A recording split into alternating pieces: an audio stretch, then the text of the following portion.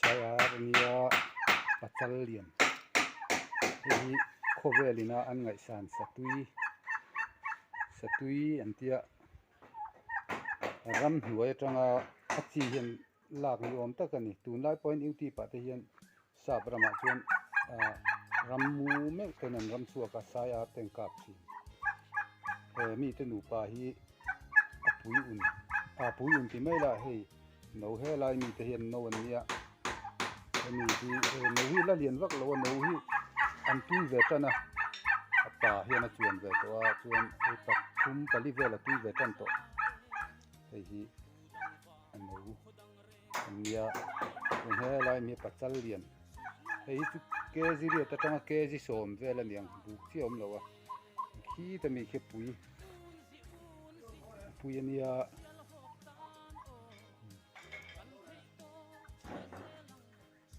sayar pa chuan he la he tui ama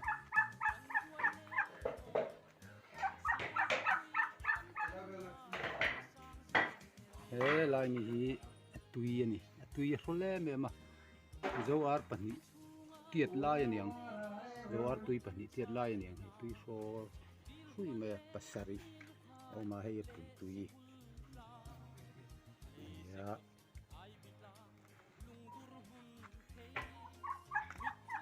sai ar hi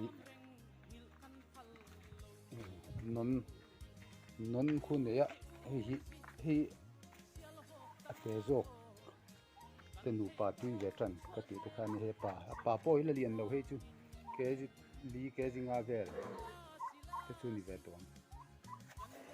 he tam ye pachal lian he lian ma he chu no pang tia la yani so khop me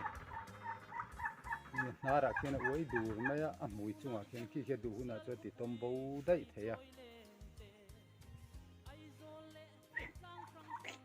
ram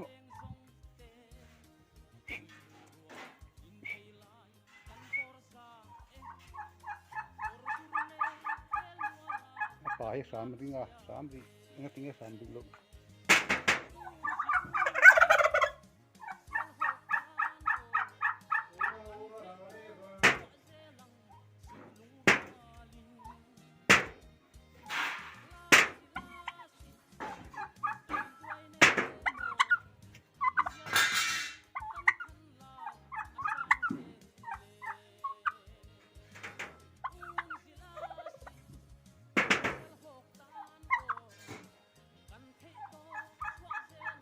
antipa ve khop mai hi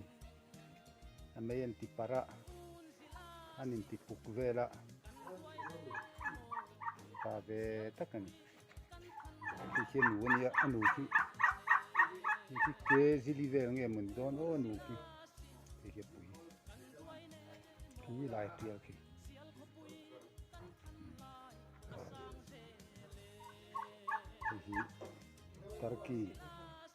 Turkey ramdang hi chuan Turkey sa pau chuan Turkey anti Turkey ar ania sa hi tu ye me man ti tlata ha te kanom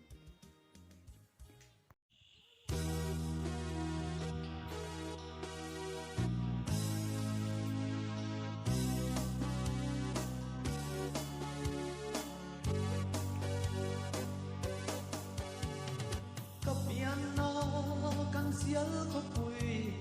daro mei za min na to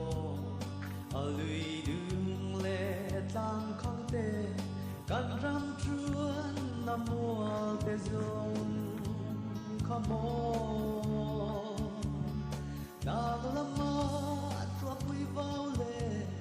na van par tui le ti phim le ten lung rual na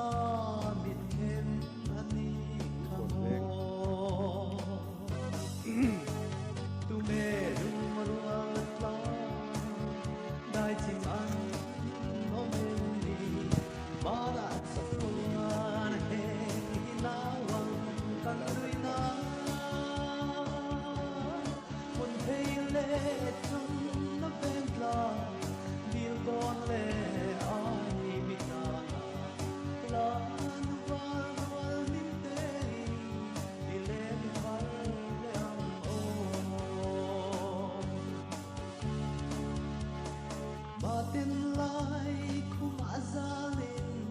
ka don ki thin nun tuite zan thiam chol tha en noaya kan tual zai lai nun te zum